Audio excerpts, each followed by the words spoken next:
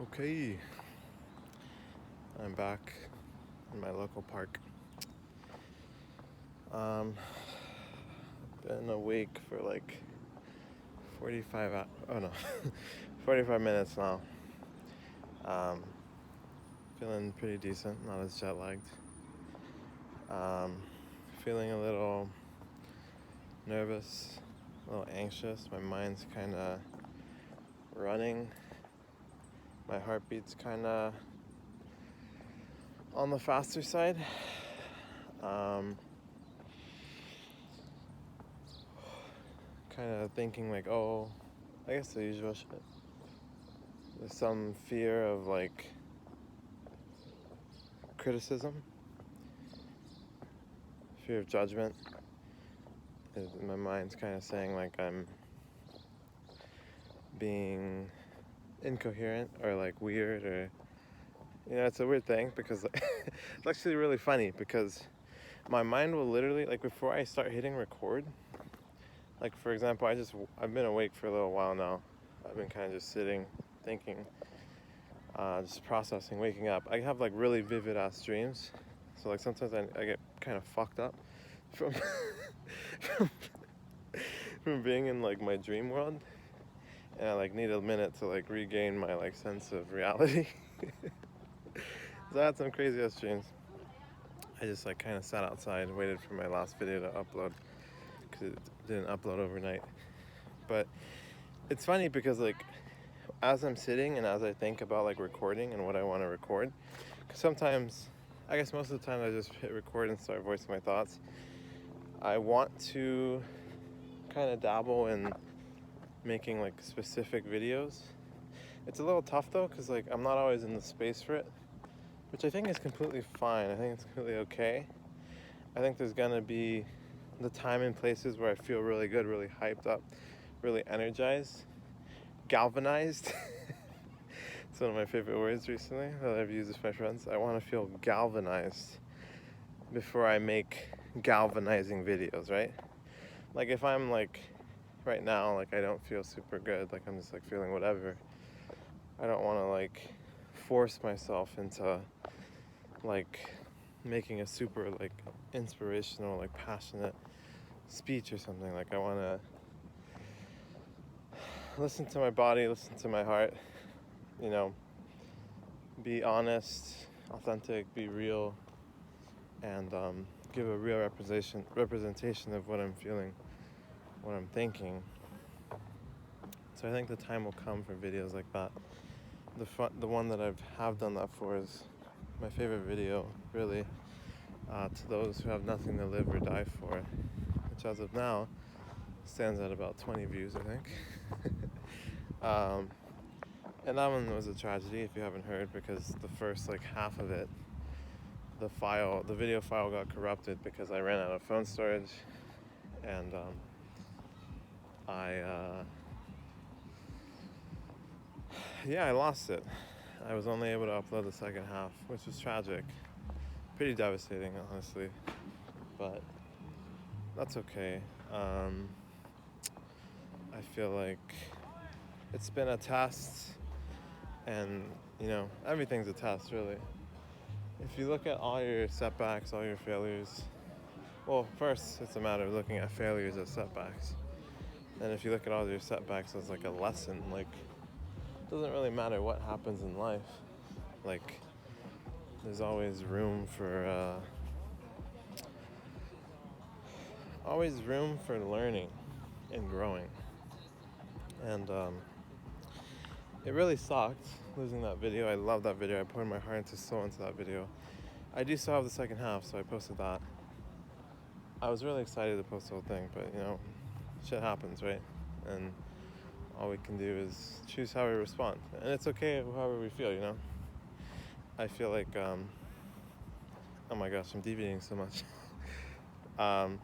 That's whatever. I feel like a lot of people are like anti-feeling.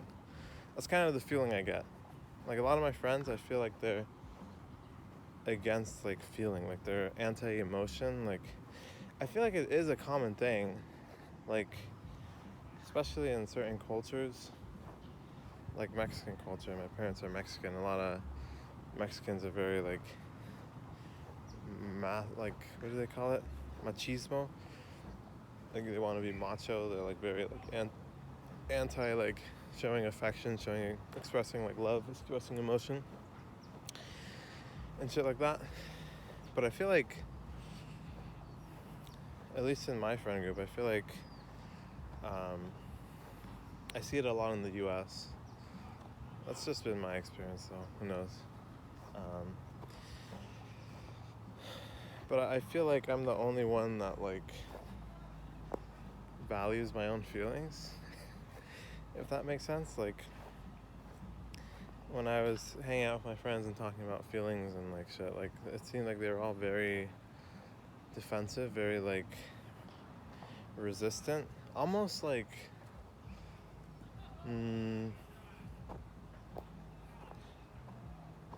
almost like a little annoyed at like the ideas I was bringing up, or the things I was saying. And you know, like I feel like, I don't know if I think my thought is that I am a more sensitive person and like I pick up on these things more. But like kind of like micro expressions and shit, like I feel like if you really pay attention in like a conversation, like you can really tell how someone is feeling or what they might be thinking, like based on how they react, like instinctively. Like it's not even at a conscious level a lot. Like I think a great example is like sometimes I'll be like walking down the street and like I'll see someone that like is walking towards me. Like yesterday I was walking down the street, I saw someone like walking towards me, and like she looked kind of like angry, or like I don't know, just very stern looking, kind of like unhappy. And you know, for one, I know it's definitely not something personal. Like everyone's going through their own life, everyone's going through their own shit. Maybe she was just angry and shit. But I feel like there are times where like I'm walking down the street and I like make eye contact with someone and they see me, and like probably without realizing they're like they like kind of like glare at you or kind of like make like a disgusted face maybe even.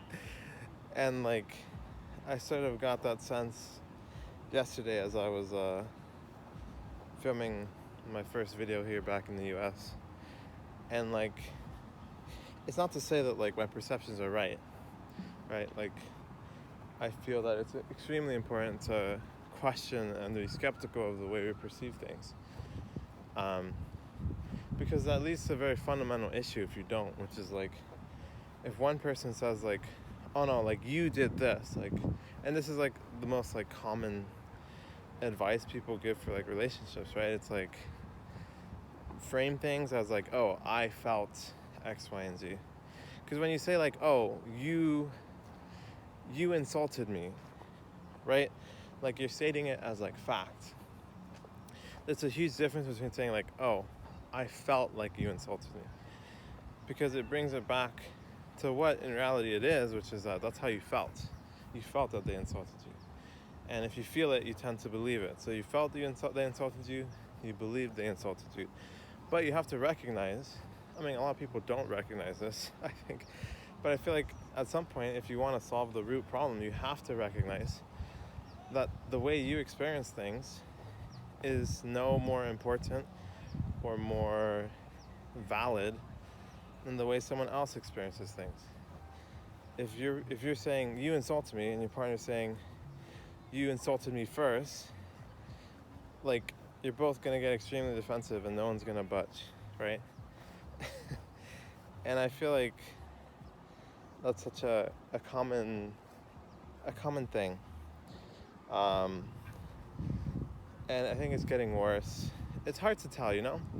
Because if you're like me, if you're someone that's grown up in the digital age, like on the internet, playing games, like with internet culture and shit, it's kind of tricky because if you think about it, like we're kind of fucked. we're kind of fucked. Like, we're fucked in the sense that, like, our perception of reality gets kind of skewed, right? On the internet, people are anonymous. There aren't as many, like, clear and tangible consequences to our actions. Personally, I feel that those consequences exist, but it's just more so internally, right? Like, if I go online and I'm, like, shooting hate comments, like rage baiting, like in every viral comment section I can post or find, like on my like discovery on Instagram or something, like it might get a kick out of it. It might be funny. I mean, I never do this. I've never done this, but there are people that do this, right? And I feel that the idea there is like, they get a kick out of it. In my experience, I feel that there's always a core reason or experience that leads to someone acting out like this, right? I feel that it's my belief that, I mean, unless you're like actually like crazy, like you're like a psychopath or something, which is pretty uncommon, but I feel like for the most part, most people are very normal, very just human people, very just human people, and at some point in their life, like something really unfair and really shitty and really terrible happened to them, and that makes them want to sort of, they feel that it was unfair and they want to share or like project that. Maybe it's like an unconscious thing, but I feel that they want to project that that resentment or that bitterness or unfairness against the world like onto other people. And it's like the perfect way to do it, right? Because it's anonymous. There's no tangible consequences, no repercussions, and it's easy to do. You're not face to face with anyone. You just type a little sentence or a paragraph or two, and you get dozens of people who are thinking that you're completely serious, and now you've riled up like a bunch of people. And like, I feel like there are people that will say like, oh, like, well, that's their fault, like they shouldn't be so sensitive, like blah blah, like suck it up, blah blah blah, right? Right? And I feel like that's certainly the easier stance to have. I think we live in a world where it's harder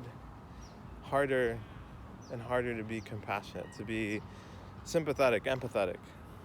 And I feel that attitude is actually at the very same root of that type of behavior. Like, I feel like a lot of the people, like for myself, when I used to hold these certain like beliefs, like I used to feel like feelings were shit. I used to feel like feelings are shit, like feelings are the problem, like the reason people are so like dumb and like get themselves in the problems is because they're too emotional, like emotions suck, like it stops you from being reasonable, it stops you from being logical, blah blah. And maybe some of you think this, right? I certainly used to, but Dr. K, HealthyGamer.gg, one of my favorite YouTubers, I recommend checking him out. He talks a lot of really great stuff like this, psychology and like just sort of like, I don't know, mental wellness, especially for in the digital age, gamers and people with social media, like all that stuff. I don't know, whatever, right? But shoot, I lost my train of thought. My mind's kind of shitting on me. What was I talking about? Emotions, lashing out on people. I fucking lost it, and my mind's shitting on me for it. Feeling a little anxious, a little nervous, a little, I don't know, generally negative. I think my mind's kind of shitting on me for losing my train of thought, thinking that people are gonna shit on me for it. I remember now. it always helps to just pause and just process what I'm feeling, process what I'm thinking, and like, once you process it, that shit kind of diminishes. It goes away, it evaporates because you work it through. And this is what I'm getting at. Like, I feel like there's a lot of people, and it's like a self-perpetuating cycle. Like, if you're anti-emotion, if you hate your emotions, like I used to, and I feel that you feel like, you think that like, oh, now I'm like super hyper rational, like my logic is perfect, like emotions no longer getting in the way, like let's fucking go. But there's a few things. For one, I feel like I remember. So Dr. K talks about this, where like you actually become more irrational and illogical, because to be unaware of your emotions is to not be aware, or to like realize when it is that your emotions are driving your logic or your reasoning. And so you actually become more irrational, more illogical. And I certainly feel that this was my experience. And like, I'm realizing that like my mind, when I talk about this kind of stuff, my mind I tend to feel very like apprehensive or like reluctant. And I sort of feel that like, what's the word? I sort of feel like I'm like trained, I'm like conditioned, and this is part of what I'm trying to uncondition. I'm conditioned to like expect like the most critical, most like judgmental, most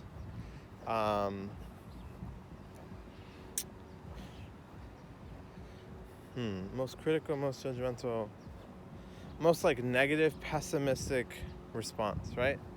Like, I feel like I feel conditioned to be ready to like defend myself, or like to be invalidated, and like be able to still hold my ground, still explain my stance, which, for a long time it's been a terrible experience, having this sort of frame of mind, or like this feeling.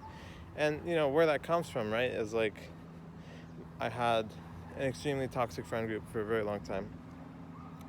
And it kind of ties back into what I was saying about like the digital age and like the internet. It's like, when there are no consequences, when there are no repercussions seemingly for our actions, you can be a very shitty, like negative person, pessimistic person, hateful person, resentful, bitter person, and it seems like nothing happens to you, right? You just drop a comment, you let it, maybe you don't even ever check up on it again, and you just take satisfaction in knowing that dozens of people, hundreds of people are reading it and getting pissed off. And like, I feel like in some sense the repercussions aren't there, but they're there personally. They fuck you up personally, because you start to see the world that way. This has been my experience. You start to see the world in a much more negative, pessimistic, bitter way, and the way you see the world greatly influences the way you see yourself, and vice versa. The way you see yourself immensely influences the way you see the world. And I feel that in the past, I wouldn't like go out and do hate comments, but I would kind of ruminate and sit on like my anger and like my resentment and like bitterness and all this shit, and just sort of just being a very bitter, angry person. And like, the thing is, like, it's self-reinforcing, because if you're really angry, you're really bitter, the more you experience the world, the more that's going to compound, and you're going to dig yourself deeper and deeper into this hole, this feeling. And eventually, like, some people give up. They're so freaking deep that they feel there's no way out, and they just stick to the only ways they know. They're comfortably miserable, right? And it's crazy to think too, because like, there's so many times in my life where I feel like if one thing was different, my life would be just completely different, man. And it really just drives home my belief, my value, and like, like every freaking moment matters. Like every moment matters. A lot of times, what we don't realize is like our habits, our beliefs. Most of the time, it's kind of like an unconscious process. A lot of our habits, a lot of the things we do unconsciously. We're kind of just like on autopilot. And I feel like this is one of the huge problems in like the modern world, the developed world at least, where it's like we have so much access, infinite access to dopamine and like distraction and stimulation and all these things that like if you want to distract your life away for the rest of your life, you could, right? You could. And you have Instagram, you got Netflix, you got Pornhub, you've got TikTok. I mean, I feel like it's kind of dystopian. Like I literally saw like a TikTok ad that was like saying like, oh, like endless fun, like never stop scrolling, like and maybe not exactly that, but like something about like endless fun, like endless content that you love and enjoy, blah blah. But the thing about it is like I don't have TikTok. Luckily I never opened that can of worms. Or at least that's personally how I feel about it. Nothing wrong with TikTok inherently, I don't think. But I think the problem in the modern world is like companies, like everyone's out to like influence your thoughts, influence your beliefs, influence your behavior. And if you're like a company like TikTok, like their whole goal is to keep you hooked, to keep you on their platform. And a lot of times, I've seen like I saw like a comment on the other day on like a video where they were kind of just like they were recognizing there's all these things they want to change about their lives, but they kind of resigned to like, yeah, but like social media is like designed to keep me hooked, so I hardly have time to like actually make any change, right? And that's the thing, like it's true. We're at an unfair advantage. We're in a world where everyone is trying to fuck you. Everyone is trying to take your mind, your dopamine, your time, your attention. And what we're left with is a huge portion of society, at least like, I mean, obviously not everyone is like on the internet all the time or like scrolling TikTok and shit. But as a society, I feel like we're all sort of heading in this direction where attention spans are getting really, really low and really fickle, right? And that kind of just perpetuates itself because like if you have a really low attention span, it would probably be really hard to like have the time or like the mental capacity to like, for example, to like even something like this video, like let's say something I'm saying would resonate with someone that's experiencing this kind of stuff. If that person would be helped or really like their life would be changed by watching this, like it wouldn't really reach them potentially because of their attention span. Right? Like it's such a hard process, it's such a hard symptom or disease, maybe. I don't want to say disease. I think the connotation is pretty negative. But I mean, I don't think it's good or bad, it just is what it is. It's up to each of us to assess whatever, it depends on our life goals. Like, I think for most people, life is meant to be enjoyed. And my guess would be that most people who are hooked on TikTok, who are spending hours upon hours, I think like the average these days is like 3 to 5 hours a day on their phone. Like, I feel like most people will probably say, or at least in my experience from what I've asked people, like most people recognize that their attention span is getting low, that they, like there's this term brain rot. A lot of people recognize that they have some brain rot. And I think a lot of people know it's kind of like a problem, but they don't really know how to change it, or they haven't reached the point where they want to change it, you know? That's the thing, like, until someone wants to do something, there's nothing you can do. For the most part. The one thing you can do is ask questions. That's the one way you can get someone to realize something, to have a desire to change something. They need to gain awareness. So, like, you can sort of ask questions for people to sort of gain awareness of what it is that they want to change, or what it is that's bothering them in their life. And I think the tricky thing there is, like, if someone isn't willing to listen, then even if you ask questions, it doesn't actually matter, because they won't ask themselves those questions. They won't want to answer those questions. But I feel that most people are willing to talk to other people. Like, you know, like, I've been really surprised by how thorough people have been. I don't have many viewers or many subscribers. At this point I have like 143.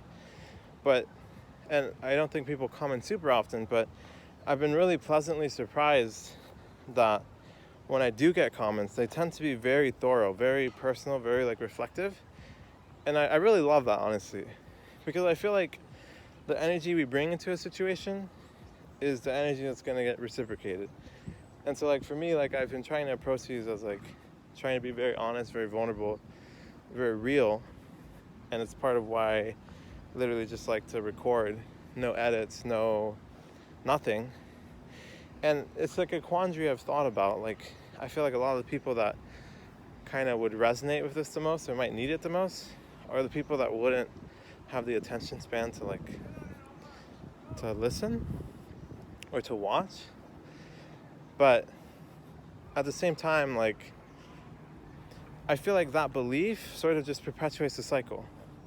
Like, I feel like if you believe, like, oh, like, everyone has a short attention span, so I need to make short attention span content, like content geared for people with short attention span, if I want them to watch. Like, if every person says that, then it's gonna make it a self-fulfilling prophecy, where because everyone believes it, they're gonna respond in this way, and it's gonna it's gonna self-perpetuate. Everyone thinks that everyone has short-term attention spans, so everyone starts making content that's short-term attention span. Everyone with short-term attention span watches this content. They become even lower attention span, and then it just perpetuates. And it gets to this point where, like, everyone has such a low attention span. Everyone that's making content is trying to gear the content towards people with really low attention span. And it's getting to this ridiculous point where, like, everyone... I don't know. I think I explained it well enough. Like, in China, there are these, like... I mean, I think they're kind of cracking down on it now. But there was, like, a huge industry that popped up over the years of, like, super short form, like novellas or, like, dramas. Like, literally, like, a 10-minute, like, video of, like... I don't know, like, honestly, I've seen it pop up on my stories sometimes. Some of them are even shorter. It's like, it's kind of like the Facebook, like, I feel like it's kind of like gives, like, Facebook, like, boomer vibes, where it's like those, like, videos that are, like, really simple, or maybe they're, like, fake even, or, like, really dramatized, and, like, kind of geared towards just, like, scamming, or, like, they're not scamming. Okay, I'm being pretty unclear about what I mean here. Let me pause. Let me take a deep breath. Think about what I want to say.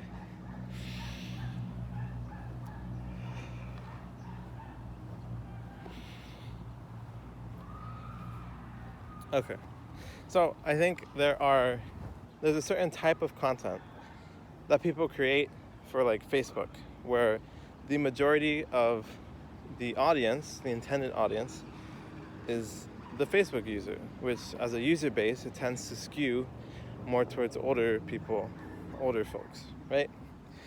And a lot of times you'll see, like, just super, like, clickbaity, like, oh, like, watch to the end, like, you won't believe what happened, like, or like these, like, moral of the story type videos where they, like, just, like, completely draw it out, and they have, like, text every, like, few seconds. It's like, This man was working in a gas station, but you won't believe what happened next.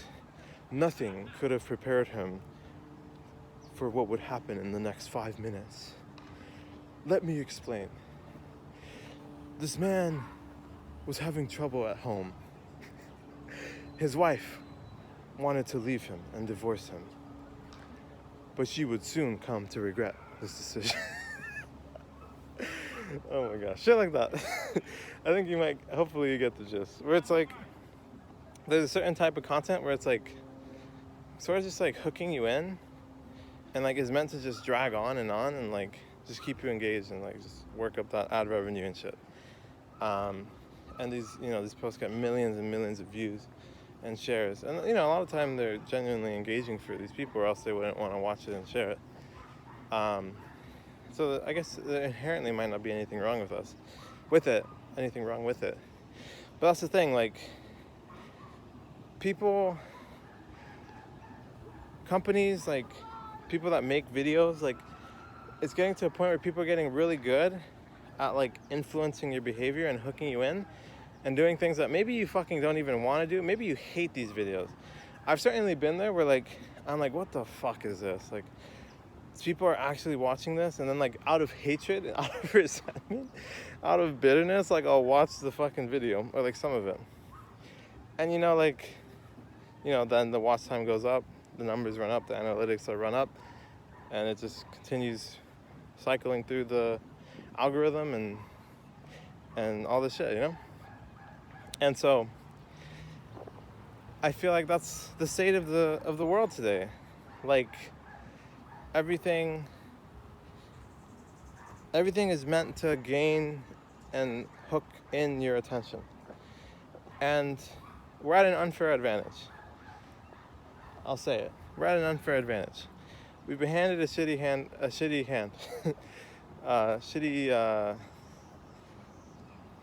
draw of the cards, right? And so now we have two options. And I want you to think, which of these options would you pick, right? Let's take, a lot of us, maybe we play poker. I play poker. I don't know why I keep saying a lot of us. I'm just going to pretend I'm by myself.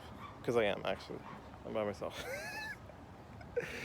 But, in poker, like, you can have the shittiest hand in the game. I think it's like a 2 and a 7 or something. But if you, like, get really good at, like, bluffing, like, you certainly can't control what hand you drew. It's very much out of your control. Maybe the other person has the greatest hand in the game, pocket aces or something. Like, there's nothing you can do, right? The hand has been dealt. You got what you got. And I think this is one of the biggest problems, like, as a society, where it's like, sometimes we spend so much time and, like, so much energy focusing on all these things that are literally, like, out of our control. Like, you can't control where you're born. You can't control, like, what kind of family you're born into. Like, in the US, like, I feel that we're essentially, our starting point is essentially like the end point of most of the world. Like, most of the world dream of, like, living a comfortable, stress-free lifestyle that most of us in the US are born into. And, some of us might not feel like, what? Like, stress-free? Like, I'm far from stress-free, blah, blah, Maybe, probably. But the thing is, like, I feel that there's this perpetuating lie or myth that, like, having a comfortable life and doing things that are fun and pleasurable, like scrolling TikTok, like scrolling Instagram discovery, like watching hours upon hours of YouTube or Netflix, we think that, like, because things are pleasurable and because things are, like, really enjoyable to do in the moment, although I guess it's not really, like, enjoyment, right? It's more so pleasure. Sometimes I feel that many people confuse the different, confuse between happiness, pleasure, enjoyment. They're very different things. And I think a lot of times what I've observed and what I've seen is that I feel that many people feel that they confuse happiness with pleasure. And they might say like, oh yeah, like buying a new Corvette would make me so happy, like I'd be the happiest man in the world. You probably would, for a short time. Maybe you want to go to a concert and you're like, oh, I'd be so fucking happy if I could go to this concert. If only I could go to this concert. If only I could get this job. If only I could get a promotion. Right? Like we sort of fuck ourselves in the ass. Okay, maybe I shouldn't frame it that way. But we certainly fuck ourselves because we lose the game twice. The first time is when we set our sights on these goals that fundamentally will not make us happy. We think, oh, like if I can get a job promotion, I'll finally be happy. If I can just buy my own house, I'll finally be happy. If I can just own my dream car, I'll finally be happy. But what happens once we attain those things, right? I think what many people fail to realize is once you attain something like that, the goalpost moves. You'll be very pleased for a short amount of time, and then that will dissipate. You're gonna get over it. You're gonna be unhappy again. And that's the first way we lose, is we set our goals in this fundamental broken way where we strive for something that will never make us happy. I remember when I went to college at UC Berkeley, and that's one of those things that like my ego says like, oh, like I'm flexing, like, blah, blah, blah, like I shouldn't, like I'm just trying to get people to think that I'm smart, and like why am I flexing that I went to Berkeley, like you know, whatever, fuck it. I did, it's true, I'm proud of it, fuck you, I can't I'm not gonna change it. It's what it is, man. And you know, I feel like I don't want to tangent too hard, but I'll just say this. I've for a long time confused ego with pride, and I've let people take away my pride with the misconception for myself that pride and ego were the same thing. And so I would let people who really were acting out of their ego make me believe, manipulate me to believe, or I let myself believe that my pride was me being egotistical. But anyways, I won't get too much into that. But as I was saying, when I was at Berkeley, I heard about this decal, this like class, seminar class, where they sort of talk about, it's like all about happiness. The whole class is completely around happiness. And it had like this like one page like sort of, what do they call it? Like I guess like an introduction to kind of like let you know what the class is about and kind of hook you in. And they talked about like this very same thing, this very same principle where literally anytime, I want you to think, anytime you've said, if I X, Y, and Z, I will be X, Y, and Z. Anytime that you've said that, have you ever actually attained lasting happiness from that?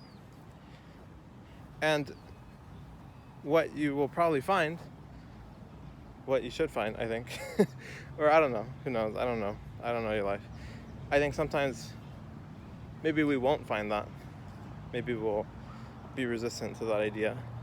But I think like if you really have a discussion about it, like, you know, even if someone extremely disagrees with me, I'd love to talk to them through it and like hear what they think and hear them process it. If you're someone that doesn't agree with that or doesn't agree with anything at any point, drop a comment.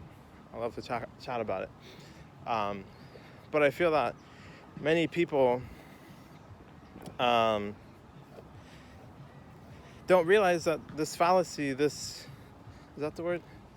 This trap exists and is so common. It's so common. And any time that we even frame something in this way, it's not going to work. It's not going to make us happy.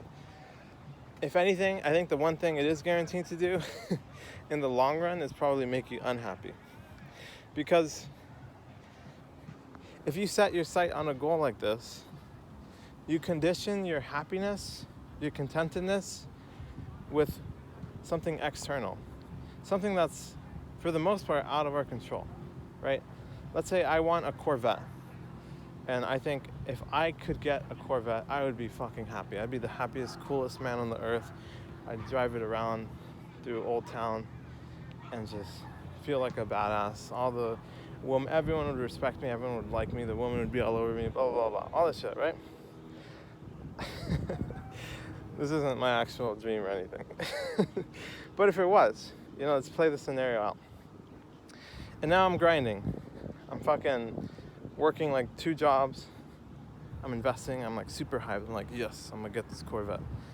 Once I get this Corvette, I'm gonna be so fucking happy. And then years go by. I work hard. I hustle, right? And then boom, it's finally here. It's the day, the most exciting day of my life. I buy the Corvette. I have the sickest drive around town. Everyone's looking at me. I feel so fucking badass. But then a week goes by. And I'm like, oh, this is still pretty cool. Like, I'm happy. And then a month goes by, and it's like, oh, like, I haven't driven the Corvette in a few days. I think I'm gonna go out for a ride. And then a year goes by, and it's like, damn, my Corvette, I have to pay it off. Like, I leased it out. I'm literally in debt. Maybe. Or maybe it's just like, maybe I'm not. Maybe financially, I'm stable around the whole situation. But it's just like, oh, like, it's just sitting around. Like, it's not really a practical car. I can't take it to work. It uses up too much gas, or I don't know, whatever, right?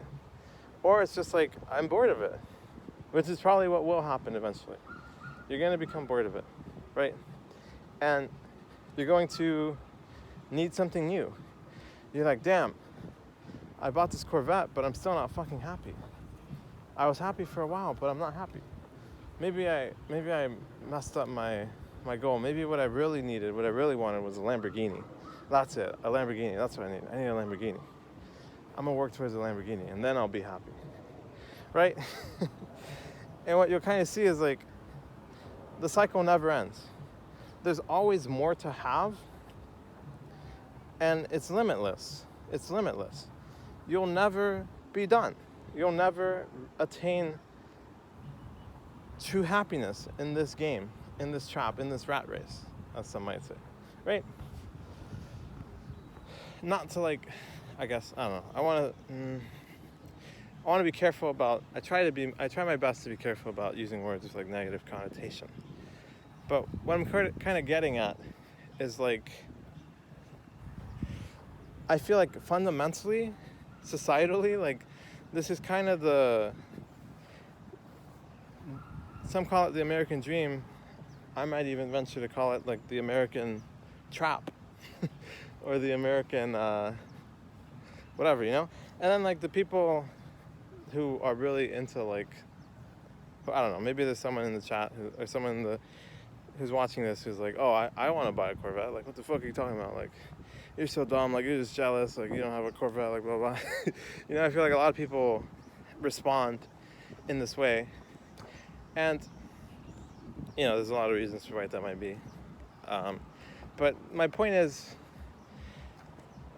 nothing that is pleasurable, because it's not happiness, it's pleasure. You get a huge spike of pleasure. You get a huge spike of dopamine. And I don't know about you guys, but I found that when I was playing video games all day, every day over quarantine, and I was really sad, really miserable, at some point, even what used to be really enjoyable was just an escape. I wasn't even enjoying it anymore. I was just killing time. I was just wasting time. I was just playing video games and letting my life pass me. And I was numb. I was empty, unfulfilled. And, maybe this is the life you're leading right now. This is certainly the life I was leading. And, I still don't feel that I've attained happiness. At least not lasting happiness. I'm certainly very content. And that's what happiness is, right? Like, if you think to when you were most happy, what you'll find is probably that you were happiest in a time when you were very locked in to your surroundings, to what you were doing. to your life and you were like very in the moment. Maybe it was like a hangout with some of your best friends years ago.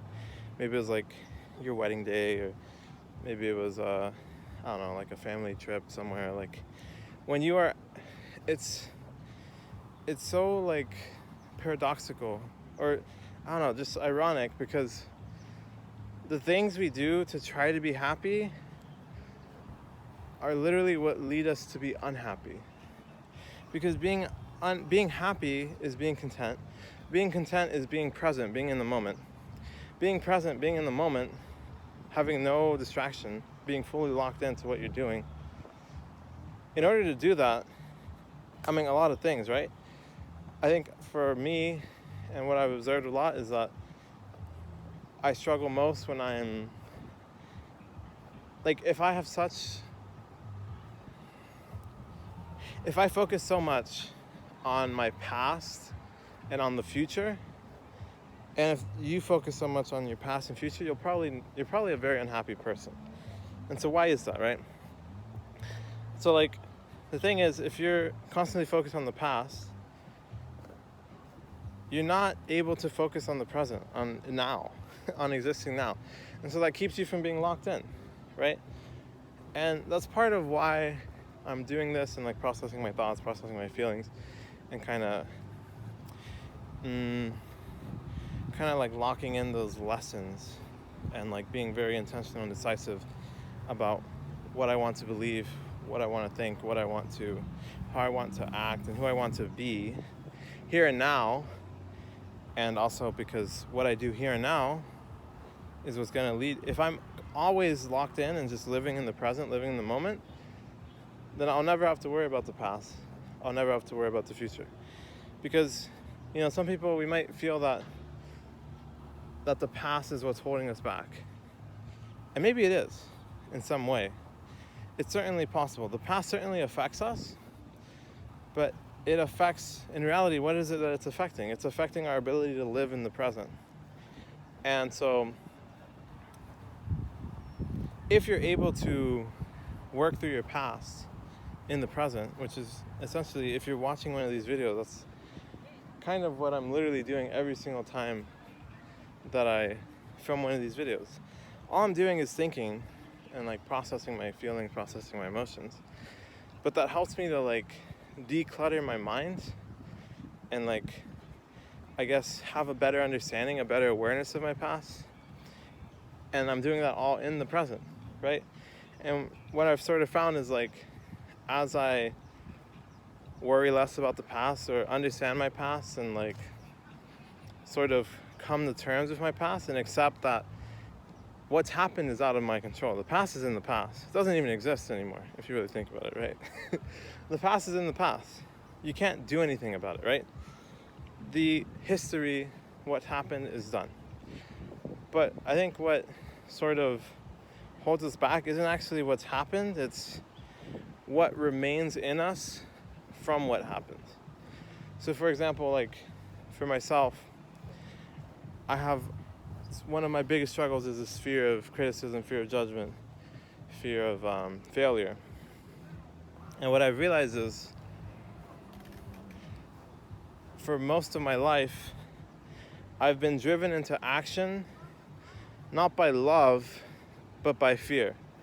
Like, there came a point where I feared what would happen if I didn't do what I set out to do. And I was extremely outcome-oriented. I based my value on what I achieved externally, what I accomplished. And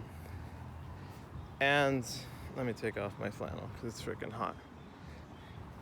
And what I've sort of found is, like, you know, emotionally, if you don't process your emotions, then it doesn't matter what happened in the past. If that's still like in your body and like unprocessed, and just suppressed, just bottled up, it's gonna affect how you approach and perceive situations now. For example, like one of the biggest things I've been struggling with is like, it's not that like I know people are like judging me or doing anything. It's that I feel that they are. And I've like been conditioned, or like I perceive everything to be like, it's like amplified. Like, because I've been judged and criticized and like I've failed in the past and it was extremely unpleasant and it's an extremely negative experience, and because I never processed those feelings and just bottled it up, it affects me now in the form of how I perceive the world and how I respond to what I perceive. Oh. And so it's a self-perpetuating cycle where, let me put on my flannel too, actually, or wrap it around me. It's a self-perpetuating cycle where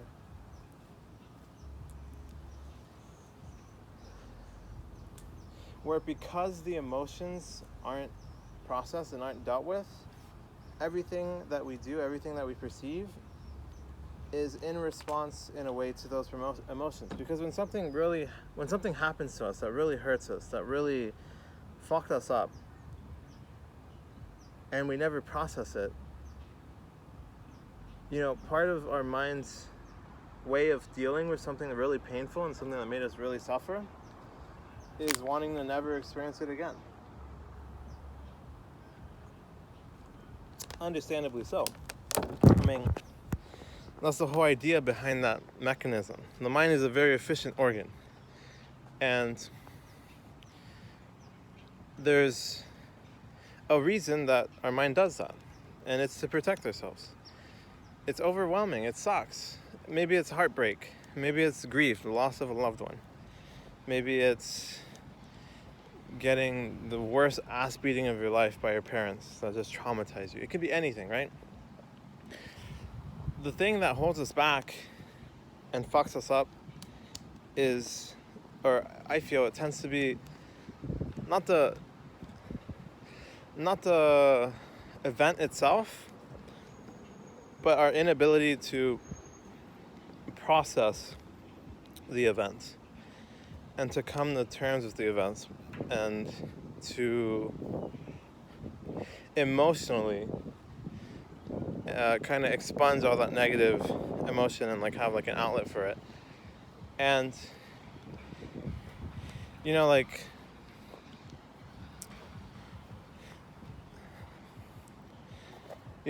I lost my train of thought. That's what I did. I lost my train of thought. I started thinking too much. Not me, but my brain. But it's okay. All I need to do is acknowledge it. I'm not perfect. Never will be. I'm going to accept myself where I am.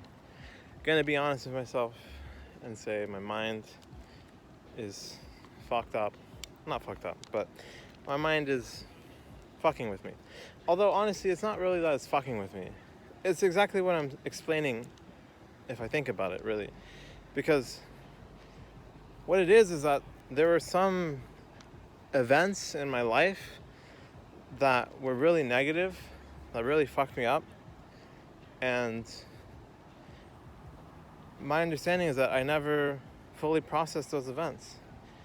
And my behaviors, without me realizing, unconsciously, my behaviors were driving me to avoid thinking and like remembering those events and the pain from those events and processing that pain, because it's overwhelming.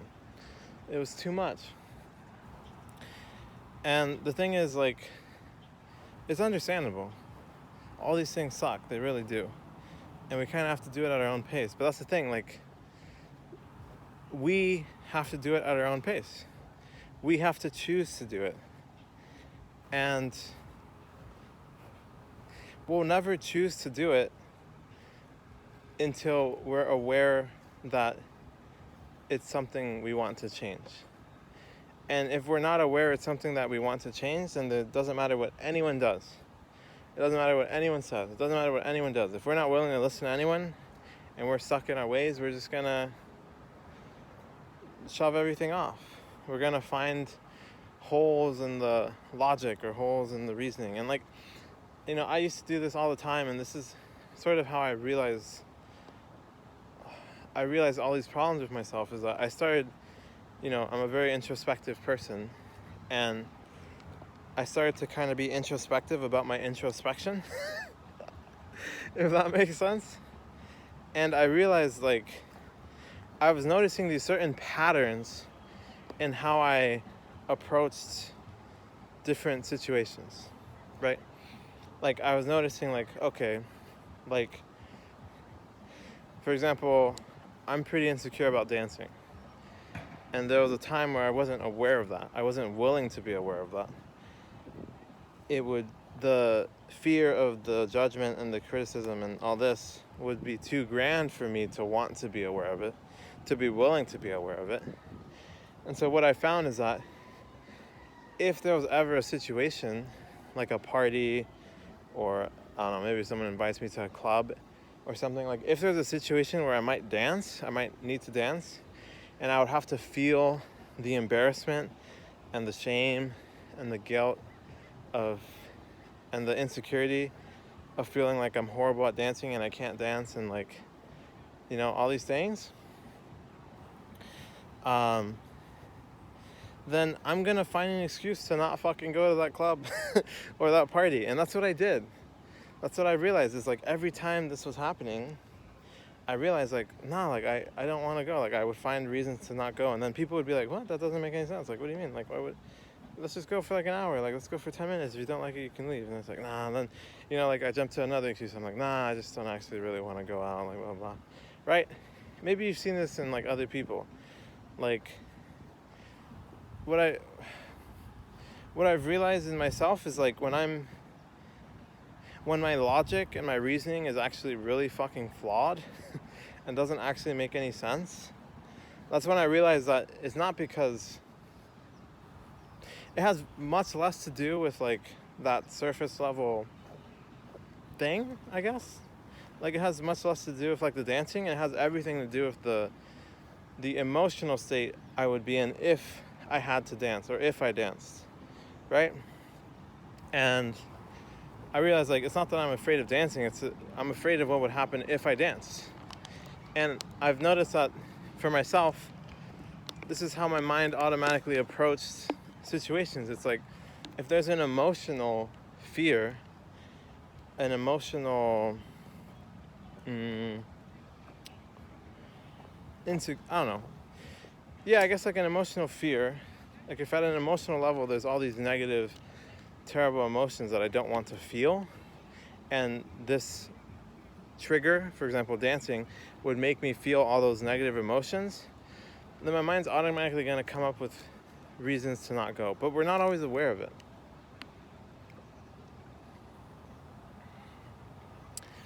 That's what I sort of figured out in my own life, is that, like, you know, I slowly built that awareness and slowly, gradually came to realize and came to admit to myself and be honest with myself and realize, like, wow, like, I'm afraid of dancing. That's what it is. I'm afraid of dancing. I'm afraid of it would be much too overwhelming, much too painful, much too much suffering, what I think would happen if I danced. And that's part of what my YouTube channel and my journey, I guess I'm trying to show through my own journey. I don't even know. The cool thing about it is, like, I have no clue what I'm going to be talking about tomorrow or a week from now. I've only been doing this for like a month and a half. I don't know, a month and like a week or something maybe. And like, if a month ago I was nowhere, I would have never imagined that I would be where I am now. And that's sort of like the beauty of just these small actionable steps in the now and the present, and what I kind of have fallen in love with about just documenting my thoughts and sharing it, is like, just that very process alone. I mean, it's so beneficial to myself, but it's also so rewarding and so fulfilling to see that other people are resonating, other people are benefiting and feeling rewarded as well. I'm helping them to discover something new, or to think about something, or to, you know, a lot of them are just really supportive and like giving me great advice and all these things. And it's so important because a lot of times we don't realize that we're living our life not out of what is or even what will be, but only what we think what will be. We live now based on what we think will be. And it makes no sense because no one knows what's going to be. It's completely out of everyone's control. You can certainly have your input, but you can certainly never control the outcome. It's not up to you. It's up to billions of factors. If I want a Corvette, I could work as hard as I can. Maybe I finally get to $1 million, and then maybe I find out I have one fucking, I don't know, kidney, and I have to buy a transplant, and now I'm down like $100,000 or something. And then like all this tragedy, all these strings of tragedy happen, and then I never make it, right? That's the thing, like nothing, very little is actually in our control. When it comes to outcomes, it's like 99% things out of our control. And so what is in our control though? What is in our control is our actions, what we do. And what I've come to realize and feel very passionate about is I feel like a lot of people can benefit from realizing what exactly are their actions? What exactly are their habits? Who are they? Why are they? Right?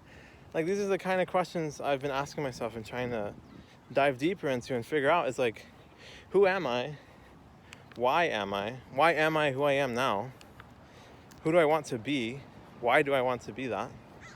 And you know, for some people that are really overthinkative, they might think all these things in their head and never actually do anything, because when you're just thinking about it, you're just running circles.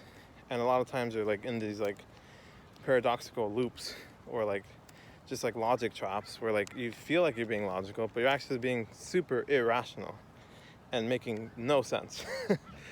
And that's what I've sort of realized is like, you know, when I lived in my head and I wouldn't make these videos, I wouldn't realize just the extent to how crazy the things that my mind was saying, and how crazy, like, it's not crazy, it's real, it's valid, it's how I feel, it's what I think. But I can't control how I think. I can't control my thoughts. None of us can control our thoughts. And that's okay. We are not our thoughts. We are how we respond to our thoughts. What we do makes up who we are, is what I've realized.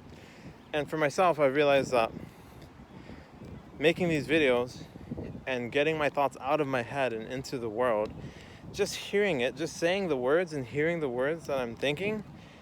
And even in this video, it's happened plenty of times where I'm like, wait, what? Like what my mind is telling me makes zero fucking sense. Like that's absurd. That doesn't make any sense.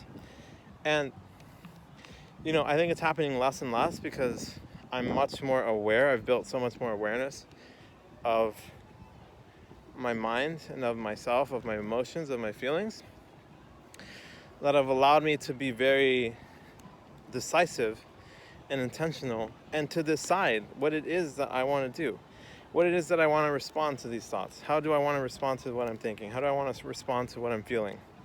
Why am I feeling this way? And that's going to influence how I respond, right?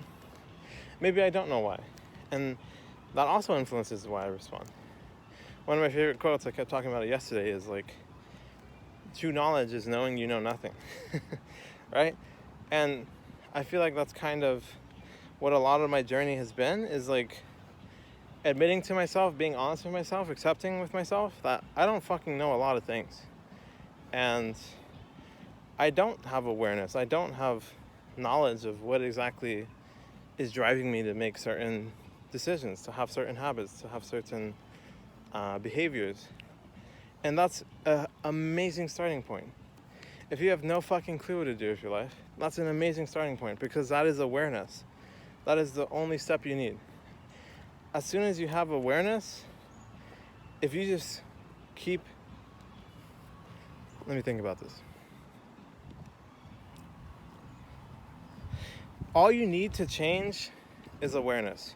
It's not about willpower. It's not about forcing yourself to change.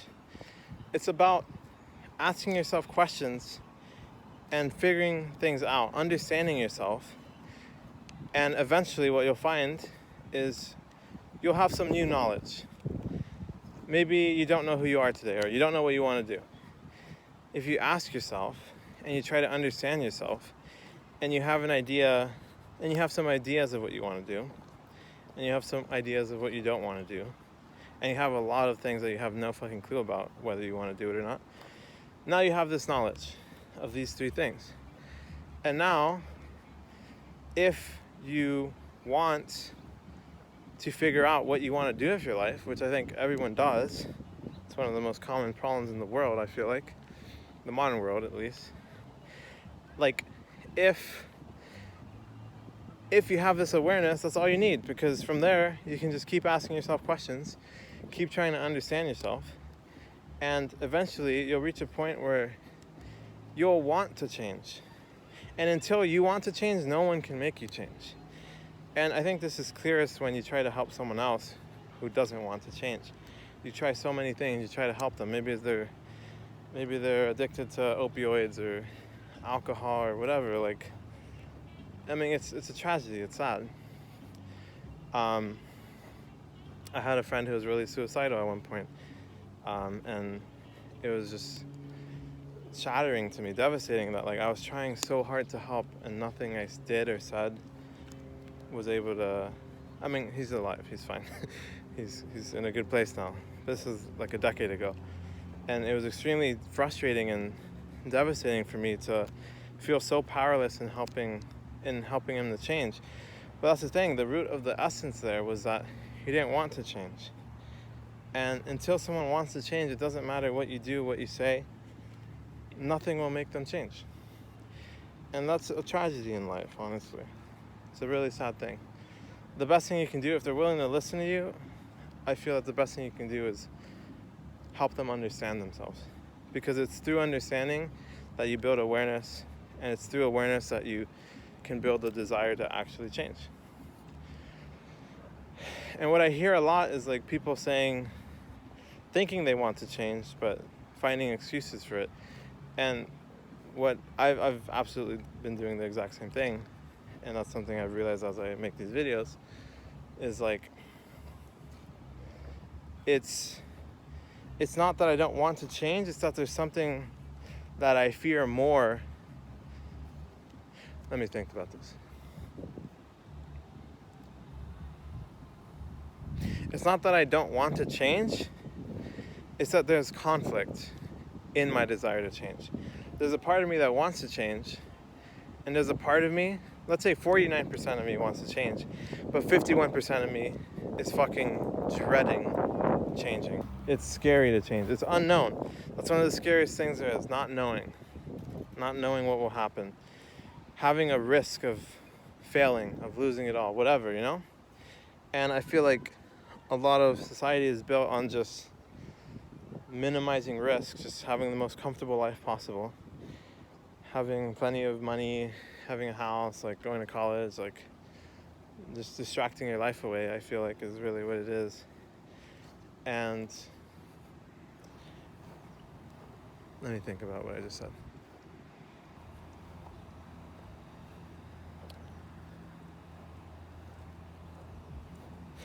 Let me reframe that in a little more neutral way. I feel that much of what we're taught as a society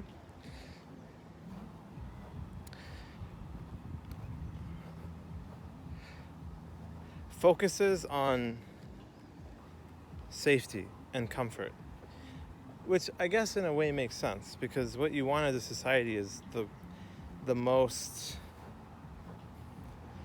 safe and risk-free philosophy for life, or like instruction manual for life, so that everyone in society is stable. So I guess in that sense it actually makes perfect sense. Maybe it's not even a problem, but I think there's a lot of people, and maybe as a whole, as a world, as a society, as a whole humanity, I guess part of it is that I feel that if more people lived with purpose and were unafraid to find purpose and to pursue their purpose and their passion, I feel that the world would be a much better place, right? And I feel that for a lot of people, it's not that they don't want to, it's not that they haven't thought about it, it's that there's something holding them back. There's push and there's pull factors. And I feel that for a lot of people, there's a lot of people like me, that the pull factors are there, They have some idea, or at some point had ideas of what they wanted to do. For a lot of us, I think it's when we were kids, or whenever we were happiest. I think if you think back to when you were happiest and you think about what you're doing and who you were and who you wanted to be and what you were working towards, you'll find that when you're happiest, you're very content and accepting of your own life. And you had a direction. You had hope and acceptance and trust in the process and in the future. And I feel that's where a lot of us get lost. We lose our sense of trust, maybe with ourselves, maybe with society, maybe with the world. And that's part of what fucks us all up about social media, is like you see the worst of the worst. Like you have anonymity, so people can just be really fucking vulgar and like vile. I think that's the word. Just really negative, really pessimistic, really hurtful, really hateful. You can like rage bait, all these things. And it's easy to do these things. And a lot of people might choose to do them. And then as we experience these things, we start to have we shape an understanding of what the world is like and what humans are like. And we become those people. A lot of us will become those people. We give up. We think, wow, like people are so shitty. People are fucking horrible. Like this world is fucked. Like no one wants to change. No one wants to do this. No one wants to do that. Like we're destined to just die. Like this world's burning, blah, blah, blah. A lot of people give up, right? But the thing is, like, every single person, like, we all have influence. And, you know, sometimes we shift between it. We're fighting this war of being, where we're just kind of like being dragged back and forth. And just sometimes we have hope for humanity. Sometimes we're fucking like just resigned and we're like, fuck this. Humans fucking suck, right? Understandable, man. Under-fucking-standable. I've been there plenty of times. And I feel like the only thing that's changed now is that I've made a decision, right? I feel like that's what this is all about, is that I don't know what's going to happen. I don't know where I'm going to go. I have some ideas of what I want to do, where I want to go. I have some ideas of what I'm afraid to do, what scares me about where I want to go. I have a lot of things. But the one thing that I chose to have was a choice. I chose to decide for myself. I chose to decide that, you know what? Maybe we're all fucked. Maybe we're all not fucked. Maybe we'll be okay. I don't fucking know. But whether it is or it isn't, whatever it is, like, I don't know. I will never know. I can't know, really. But I'm going to choose to just do my best, to do what feels right to me, to be decisive, to choose who I want to be, and to be the change that I want to see in the world. And that's the thing, like, every time that someone chooses the opposite and someone chooses, like, it's all fuck, like, there's no point in being the change I want to see in the world. It doesn't matter if I become the change I want to see in the world. Every time someone chooses that opposite approach, it's like this tug of war. It's like it truly is a war. Like I don't know what you want to call it. Some people might call it like a spiritual warfare. But I guess it's a war for survival. If we survive as a species, like. And a lot of people, I feel, think that the world's going to shit and it's over. We're all going to die very soon. Maybe we will. It's out of our control. We don't know what the outcome will be. All we can control is our input. What we do. Do. Pee pee poo poo. What we can control is our actions. What we can control is our decisions. And I'm going to choose to live my life in the best way possible. Even if it sucks. I mean, however bad it is. I'm going to choose to just fight this war. To fight this battle. Or this endless battles. My whole life will be battles. But this is the war that I'm fighting. This is the war that I choose to fight, the war of being. And I'm gonna fucking win this war. I'm gonna win this war, I'm gonna die trying. That's my decision. I'm gonna fight the war of being until I either succeed or I die. And I think that's the choice we all have.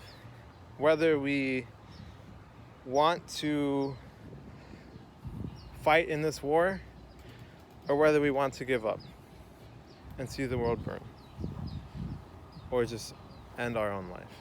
You know? It's all up to us.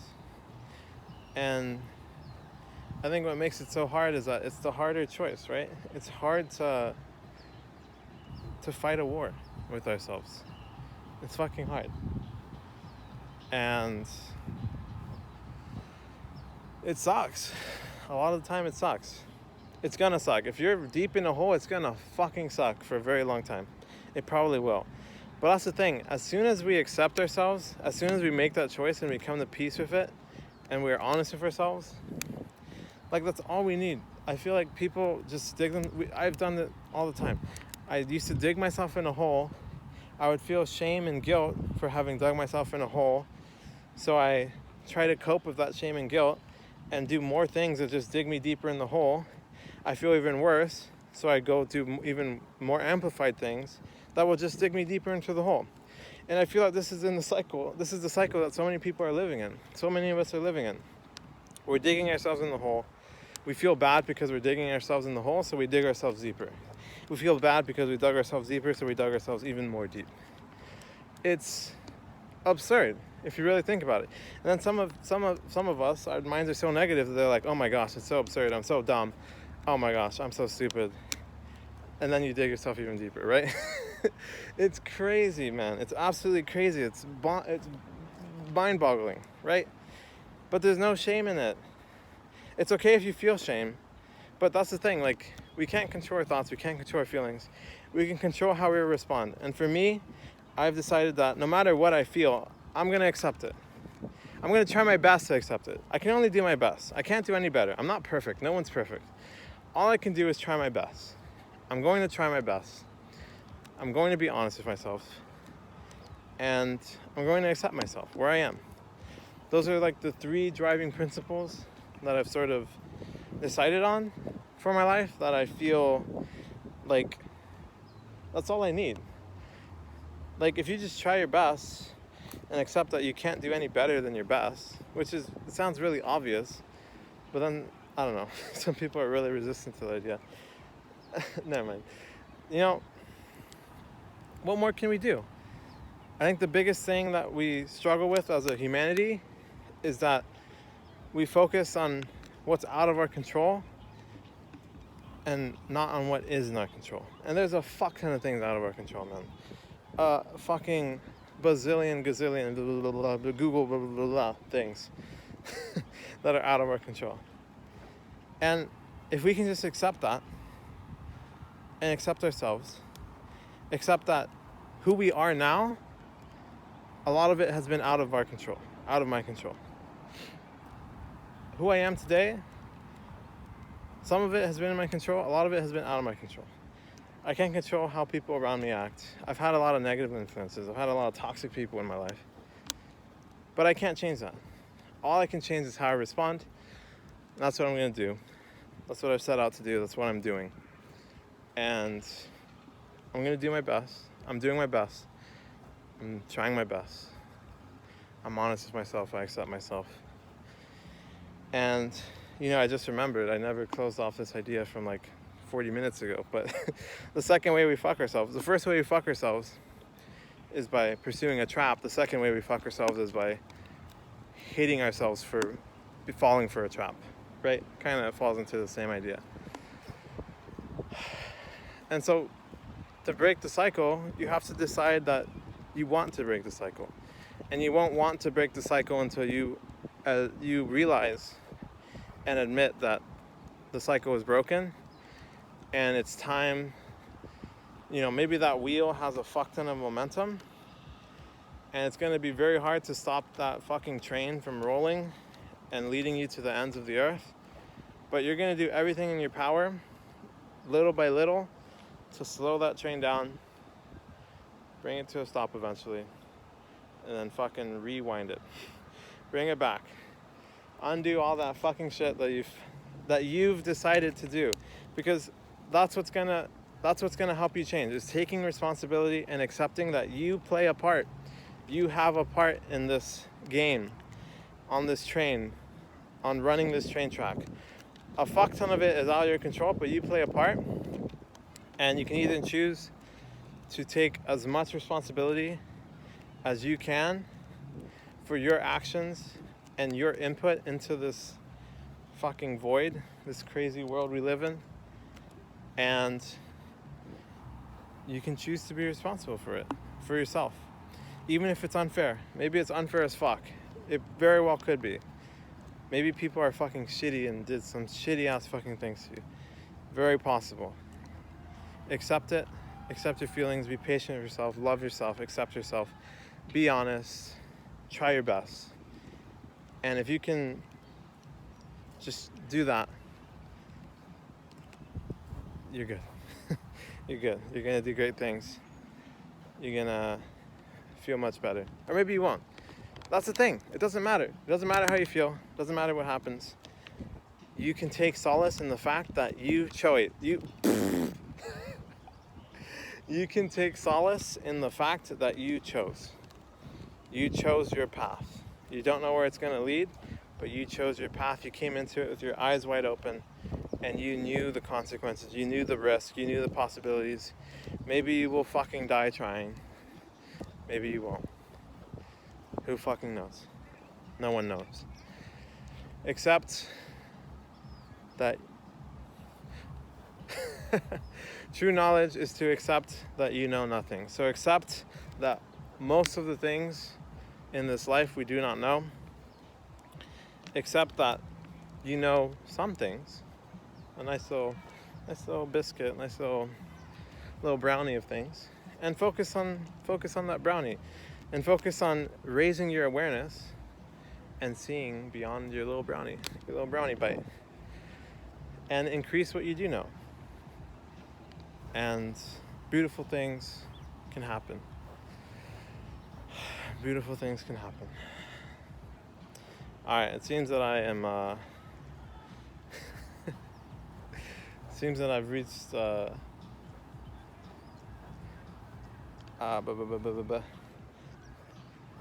don't know what I'm saying. It seems that I'm talking for longer when I film these videos, which is great. It is what it is. It means I have more to say. And, you know, it's probably indicative of something. Probably means I'm heading in the right direction. I know what I want to say. Maybe I don't know what I want to say. But, I don't know, it feels right. For a long time it didn't feel right. But I accepted that I was going to keep going no matter how it felt, no matter what I thought, because I chose it, because it's the choice I made. I believed it was the right choice. I'm going to accept the consequences of that choice, and no one can take that away from me. So this is the path I'm on. I'm actually feeling really good about the process, and I have a feeling I'll be pleasantly surprised. Regardless of my feelings, though, I'm just going to keep doing this. I'm going to keep on my path and see where it leads, and keep walking. Keep walking. Speaking of walking, yesterday I got like 12,000 steps in, mostly just walking around as I filmed my video yesterday. So, in that sense, kind of knocking out two birds with one stone when I do this. I'm thinking through my thoughts, processing my emotions. I'm getting some nice physical exercise in, and I'm recording it all for the world to see, and hopefully some people will resonate and fuck with it.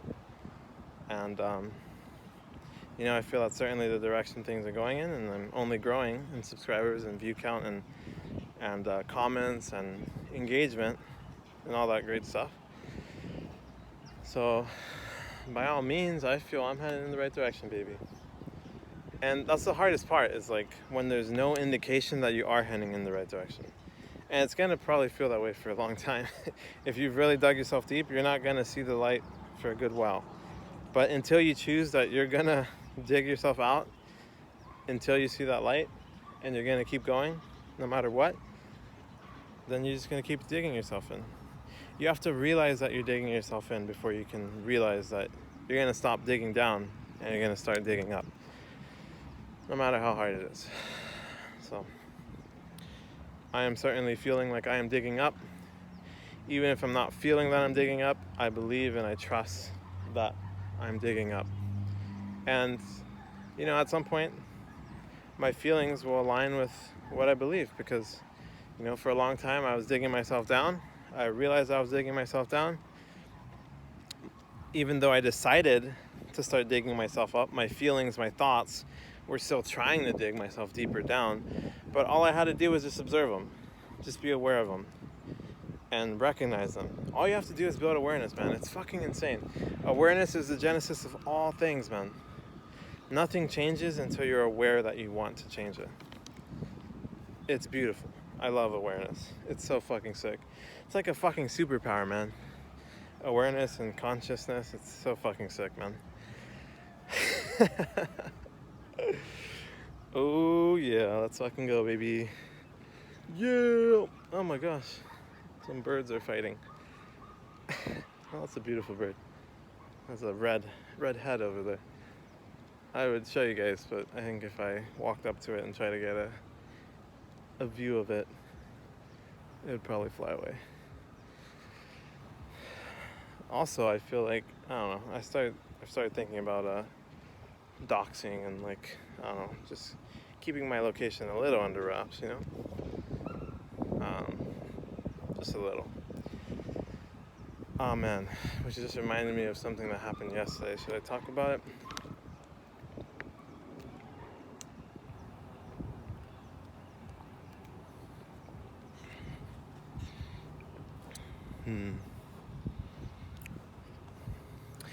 Fuck.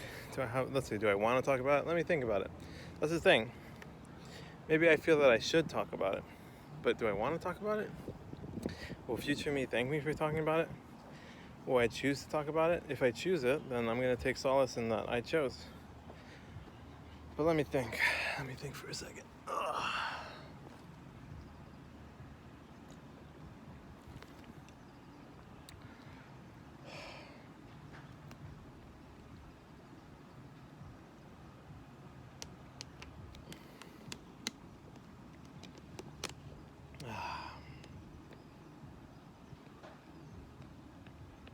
I'll talk about it.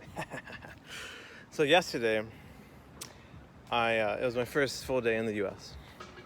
and I played some video games. I played League of Legends, my favorite.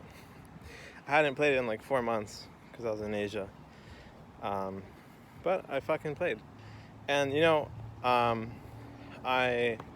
in the past, I used to play video games not for enjoyment but to escape.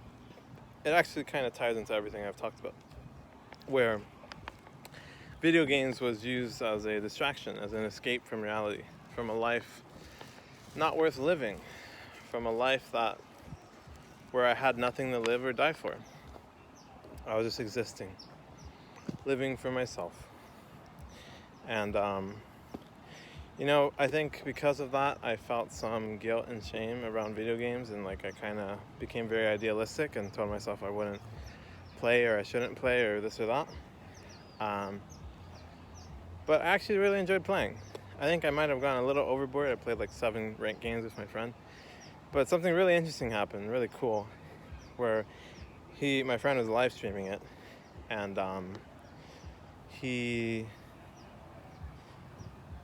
we were playing together, and like some people actually came into the chat, and there's this one dude that came in, who I guess I won't name. It's probably a good idea not to name him, but they were this channel with like a couple million subscribers, and it was fucking so weird to us, so random that, you know, they came into the chat and they were talking, and then we looked them up and he was like fucking 2 mil subs, which is crazy, you know? It feels like you have a little celebrity just hanging out in your living room.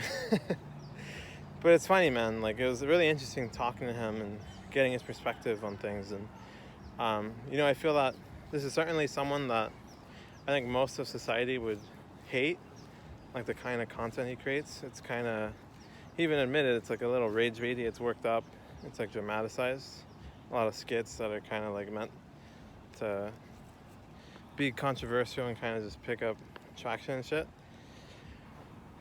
That's the thing. It falls into everything I've talked about, where like, you know, a lot of people prey off of your emotions, and like they'll make rage baited content because they know that it'll drive traction and generate more money and all these things. And you know, I understand it, man.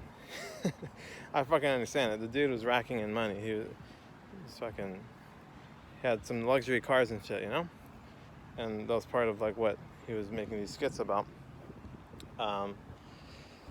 But it was very interesting, man. He's just a human being.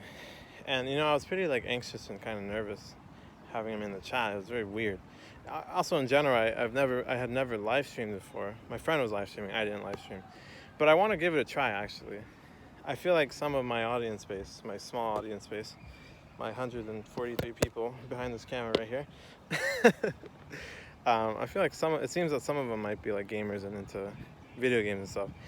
And you know, I feel like what I've realized is that like kind of ties into my video of like to those who have nothing to live or die for. Like, it was in response to this video that was talking about how like humans, we tire of living only for ourselves at some point.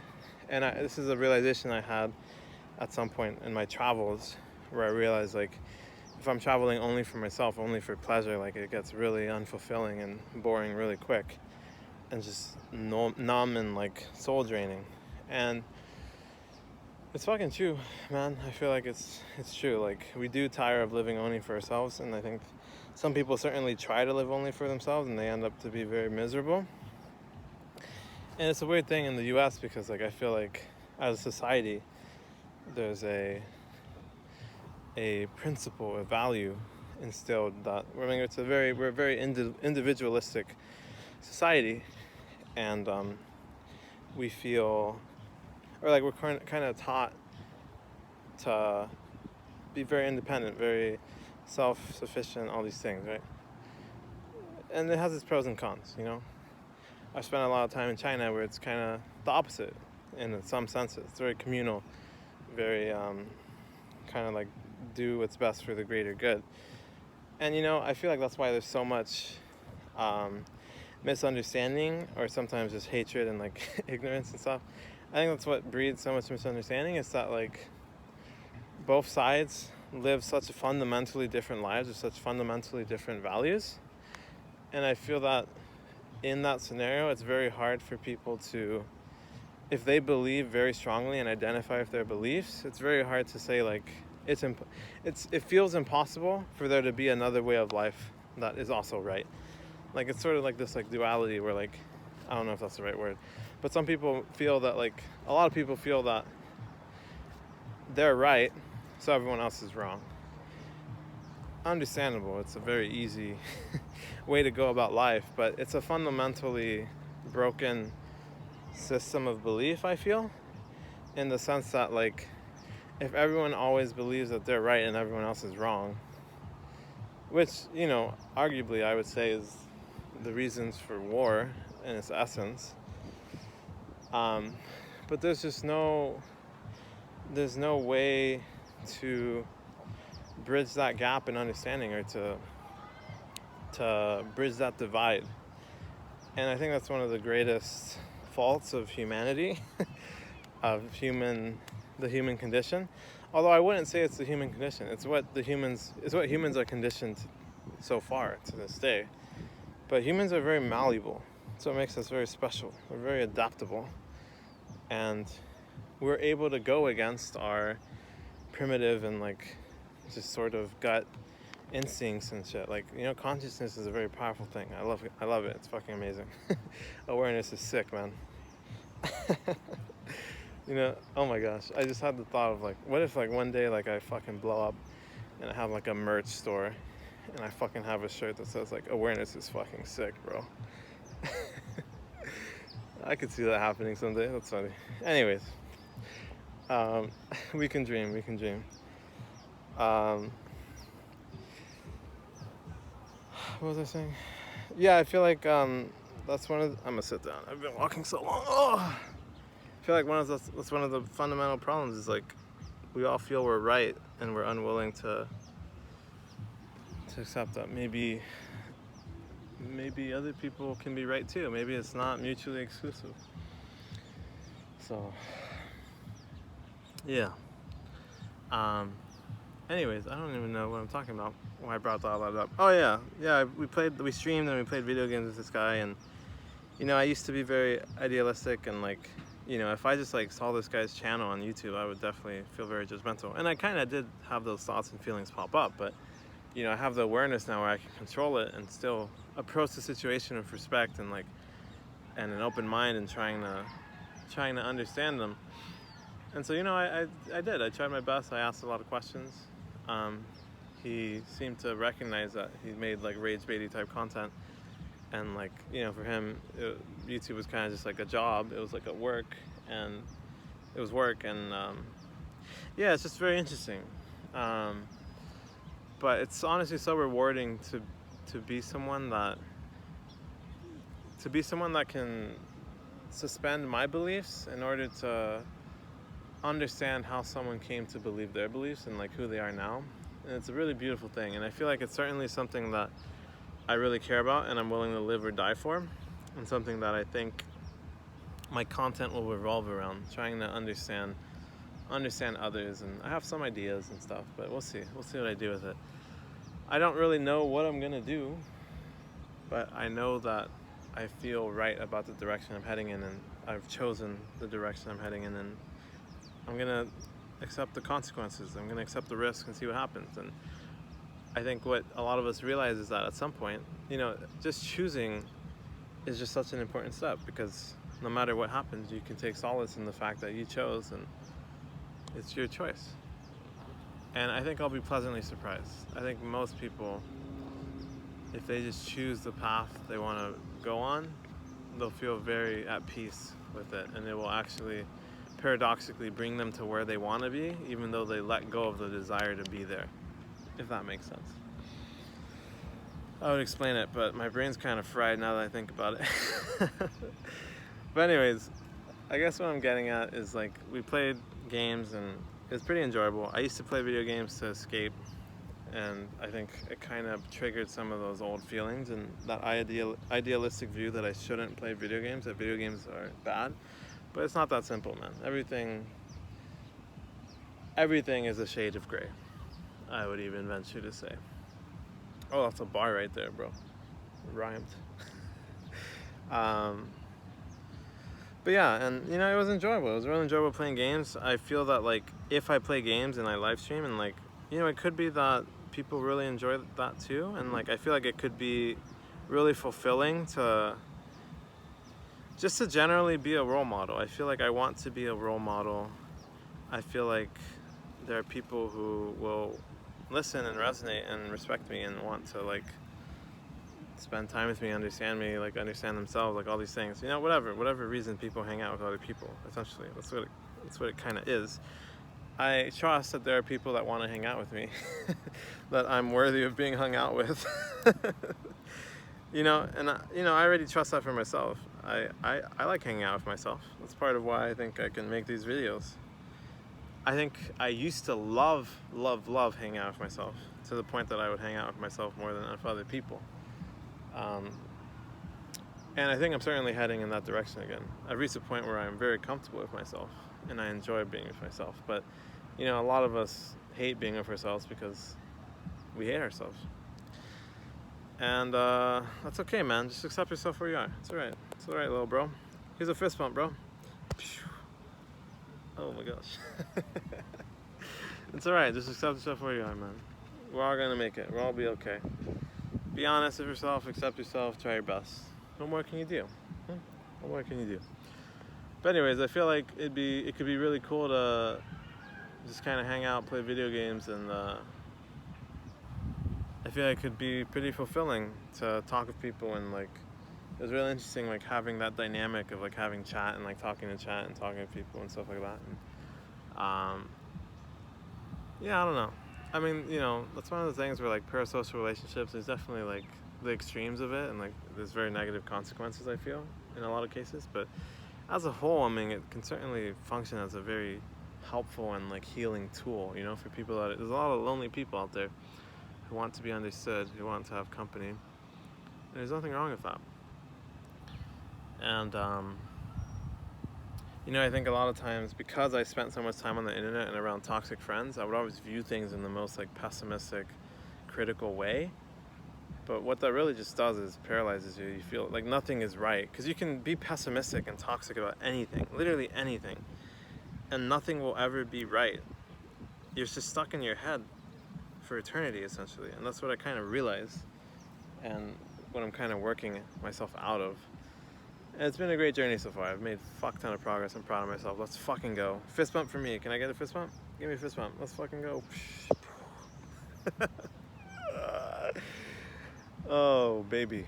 But yeah, and so thinking about doing some streams. I was gonna stream yesterday with my friend, but or like on my own stream on this channel. It looks like I have the thumbs up from YouTube. YouTube's gonna allow me to stream. It'll be my first time, but actually no, I used to stream in the past. I dabbled with it for like a week or two, but it was fun. So I think I'm gonna give it a shot. And so if someone's watching this, maybe by the time someone actually watches this and gets to the 1 hour 40-minute mark, at that point maybe I'm a fucking like professional YouTube streamer or something.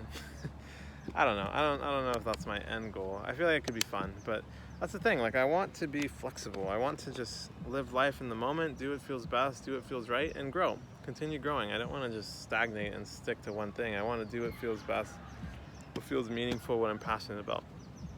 And that's going to change. I want to do travel vlogs still, I think.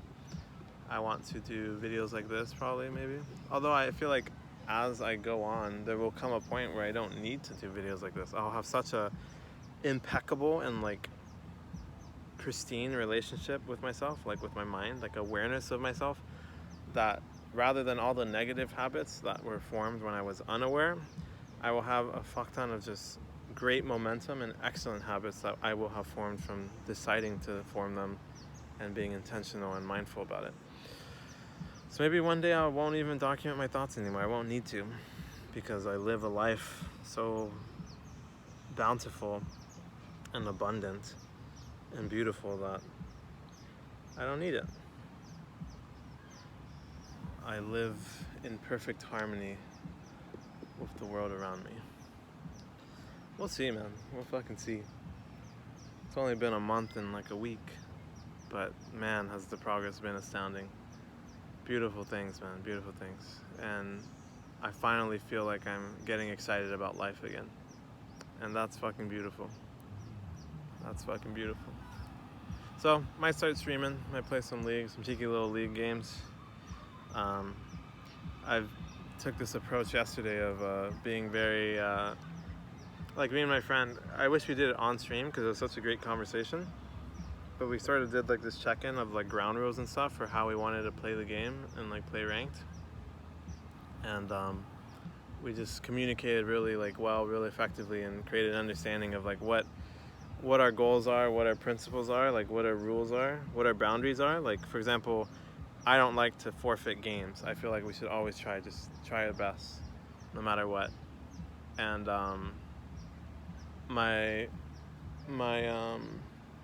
friend and I, we agreed that we're not gonna forfeit. We're not gonna FF. We're gonna play it out to the end. And and so that's like a boundary that like if he fucking forfeits on me, like I'm gonna feel very hurt. And I'm gonna expect an apology. You know, stuff like that. So it was a really great conversation. It would have been cool to do it on the stream, but basically I want to approach like playing League and like video games, like I feel like it'd be really cool to show like how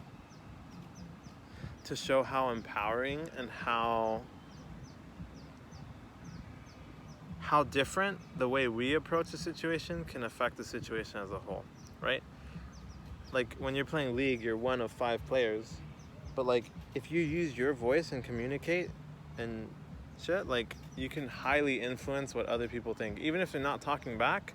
they can be taking actions that you're just not aware of, that you don't see. Like Dr. K talks about this, where it's like, if you're in Champ Select and no one's talking, and you're like, oh, like, hey guys, I'm thinking of playing AP, is that cool? And no one replies. Like, even if you just hover like an AP champion and everyone sees that, like, that's communication. They're seeing that, probably, unless they're like AFK or something. And so that's the thing, like, if you approach a situation and and this is what I kind of did yesterday, and it proved pretty effective. We won 5 games and only lost 2. And so I'm really excited to like play and like continue like kind of improving and growing in my communication skills, and like trying to focus on like what we can control and not on what we can't control, and trying to influence our teammates and the game in a very positive way and see how much of a difference it makes.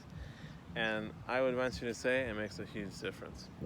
And I think we saw that yesterday. I feel pretty good about playing with that principle in mind, not just to like play and like, I don't know, waste my life away or like escape reality, but you know, I think it's not mutually exclusive. I can play to enjoy, and also to kind of test some of these principles and like be a positive influence for myself, like help myself grow, but also like stream it, document it, and help other people to see it, and I don't know, hopefully be a good role model, and show people some great communication skills. I feel like that's one of the greatest things that is lacking in humanity, some communication skills. It's a beautiful thing. But anyways, I'm feeling pretty good. I'm gonna head on home. It's been a while. I might be needing to go to a family outing or something. It's Memorial Day out here in the US. A bunch of people out with their tents, barbecuing, making food, having a good time. It's time for me to do the same. Not because I should, but because I want to. So that's what I'm gonna go do.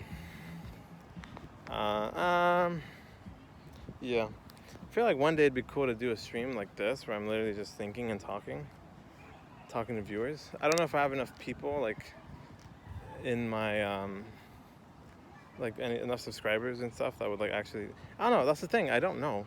Maybe that's a reason to try it, to see what happens. That's the beauty of seeing what happens. If I stream, maybe I'll be fucking pleasantly surprised as to what would happen if I'm just voicing my thoughts like this in real time, live, and other people are able to tune in and chat with me too. That could be pretty fucking crazy, actually. I think there's some resistance though in my mind. It's like kind of scary. I feel like it feels a lot harder. It would feel a lot harder to do it with real people like in the chat seeing, as opposed to like just by myself and like my own privacy and shit. But anyways, we'll see, man. We'll fucking see. If anyone watched, drop a sick ass comment. Tell me, comments awareness is sick as no, what did I say? Comments awareness is so fucking sick, man. Actually no, it doesn't matter, man. I don't fucking know. I'm done. I'm rambling. I'm off my rocker, man. Alright, I'm out of here. Peace out.